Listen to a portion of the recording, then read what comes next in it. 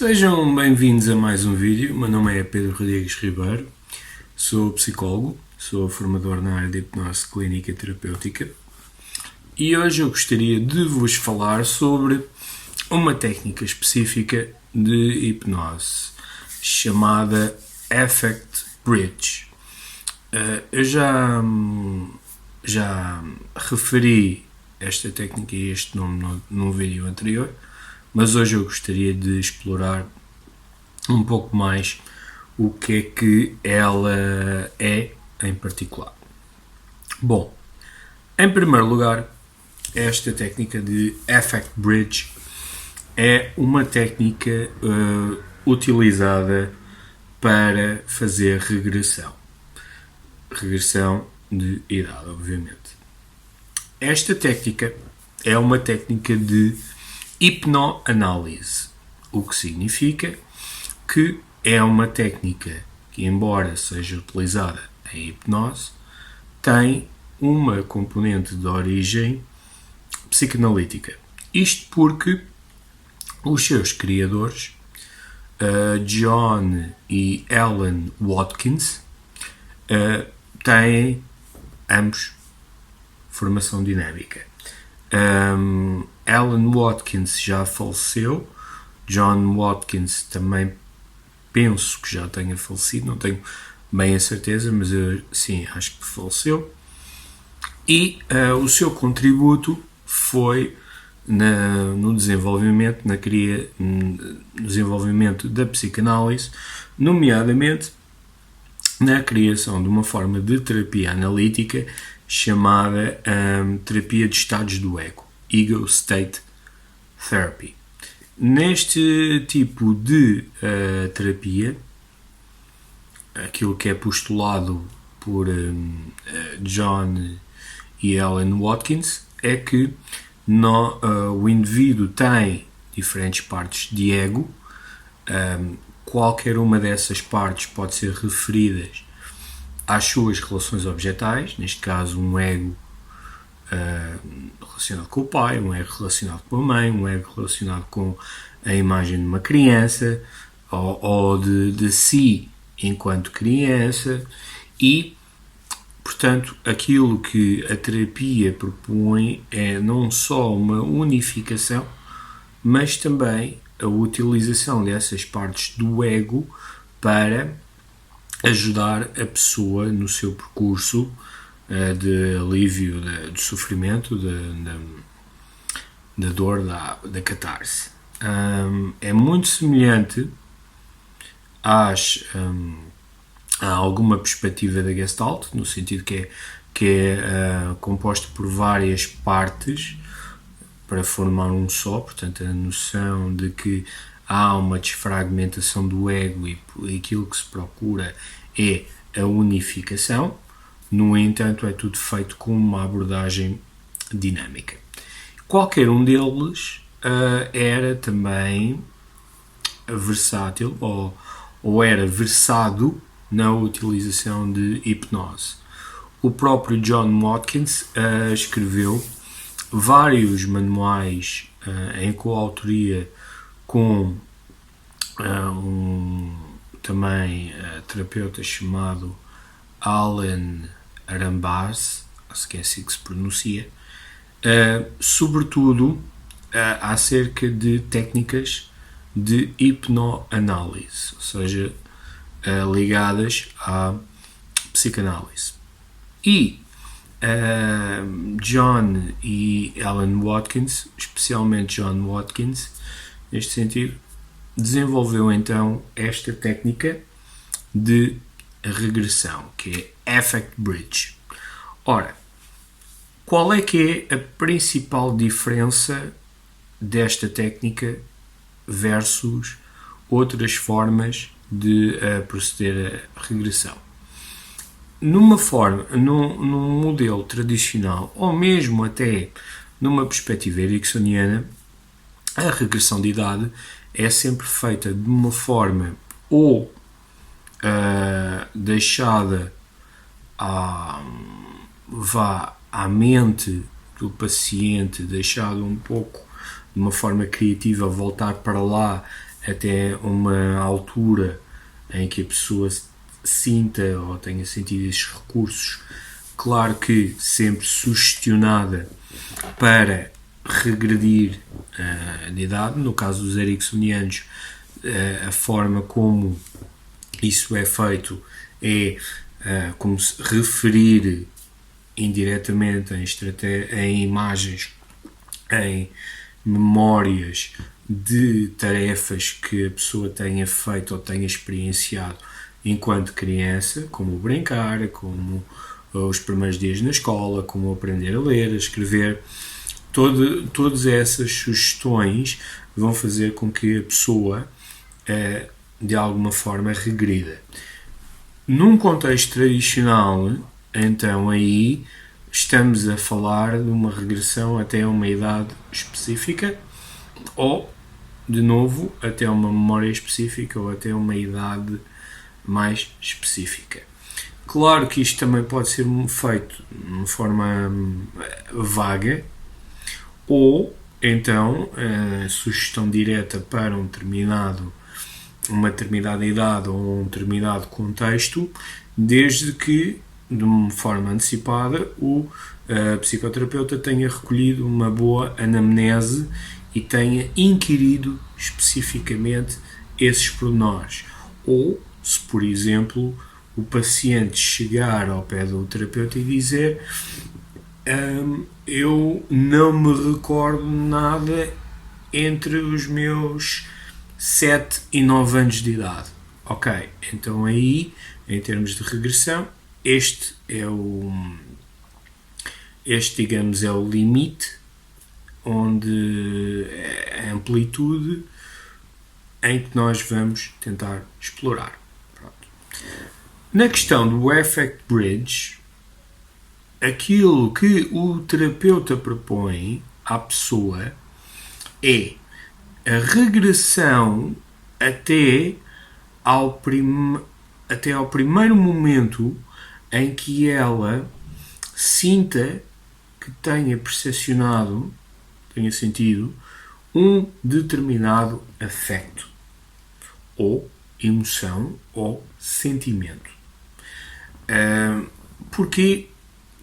Isto porque, em termos da reconstrução da memória, e a memória é um processo reconstrutivo, muitas das vezes as imagens ou até mesmo alguns sons, algumas sensações podem eventualmente se ter perdido durante um processo de reconstrução. No entanto, quando as memórias são de alguma forma impactantes, é porque a emoção ou o sentimento que elas próprias detêm é algo muito forte e que fica gravado em nós, quer seja em termos cognitivos, quer seja mesmo em termos corporais, sensoriais. Às vezes é por isso que é explicado que algumas crianças, quando ainda não têm uma capacidade cognitiva de se recordarem, de se lembrarem ou de atribuírem algum significado a essas lembranças, às vezes elas agem de uma determinada forma porque passaram por determinadas experiências que são impactantes para elas e que esse registro sensorial ficou-lhes gravado no corpo. E por isso é que às vezes têm determinadas reações, não sabem porquê, mas surge quase como sendo automático, porque há alguma coisa que nelas se encontra gravada. A experiência, resultado de uma experiência. E portanto, no Effect Bridge, o que nós queremos é que a pessoa regrida para aquele momento onde ela sentiu, pela primeira vez, aquele afeto, aquela emoção. Porquê? Porque provavelmente aí será o ponto, alguns podem dizer a causa, não é? Mas pelo menos é uma circunstância significativa para a pessoa. Claro que muitas das vezes, claro que quando chegamos a um momento, o objetivo é que a pessoa consiga ver a situação, conseguir estar na situação numa nova perspectiva, e para aí também podemos utilizar estratégias de dissociação ou de mudança de perspectiva, como se a pessoa estivesse a ver aquilo como se fosse um filme, ou estando para trás, ver se calhar aquela criança, mesmo sendo a parte dela, é ver aquela criança e de alguma forma também poder nutri-la, cuidá-la, portanto estar lá e simplesmente conseguir atribuir uma nova resolução. Quando isso depois é feito, é questionado à pessoa se existe mais algum afeto que tenha, ou se mais alguma situação anterior que ela tenha sentido esse mesmo afeto. De uma forma muito simplista, esta é a descrição da técnica. Como a pessoa leva lá a induzir de uma forma, pode ser induzida de uma forma dita mais tradicional, com uma indução, um aprofundamento e depois então as sugestões. Pode ser feita também numa perspectiva ericksoniana, indireta, contar histórias, metáforas, etc. E a pessoa é induzida e pode ser depois aplicada este racional. Portanto, a forma como vocês fazem tem a ver com as vossas competências e também com as preferências de cada paciente que está à vossa frente. Em termos de comunicação, vocês podem também utilizar movimentos ou comunicação idiomotora, ou seja, assinalar o sim, o não e o talvez através de movimentos corporais, movimentos idiomotores. Geralmente os mais utilizados são nos dedos, depois também há os movimentos de cabeça. Irei fazer um vídeo específico sobre a comunicação idiomotora, como é que ela se faz. Isto porque nem todas as pessoas se sentem à vontade para falar ou escolhem não falar, sendo que o discurso durante o processo de hipnose também é algo que consome alguma energia, porque a pessoa tradicionalmente está com um discurso mais arrastado, uma voz mais baixa, exatamente porque parece que está a utilizar mais energia do que no seu discurso habitual, porque está tão envolvida, tão imersa na experiência. Claro que a pessoa pode falar, podemos também ser um tanto ou quanto respeitadores e permissivos e dar uma hipótese de escolha à pessoa de comunicar connosco por movimentos idiomotores ou utilizando palavras. De uma forma muito resumida, esta é a técnica da Effect Bridge.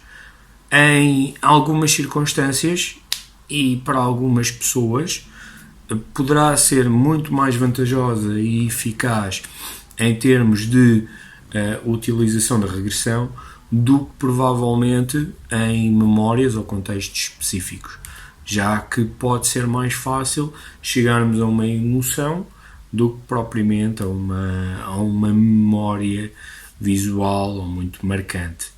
Claro que isso é diferente, por exemplo, na perturbação de stress pós-traumático, já que essas imagens estão muito gravadas na mente da pessoa. E esta é apenas e somente uma sugestão para as pessoas que, no caso de já terem experiência em hipnose, possam querer utilizar ou não esta variável.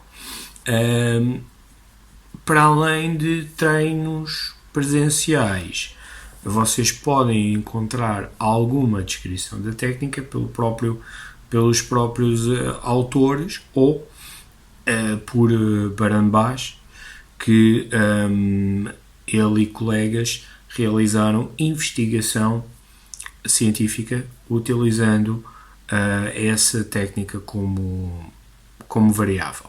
Portanto, podem encontrá-la. Naquilo que me diz respeito, resta-me agradecer o vosso tempo, desejar-vos continuação de um bom fim de semana e até uma próxima.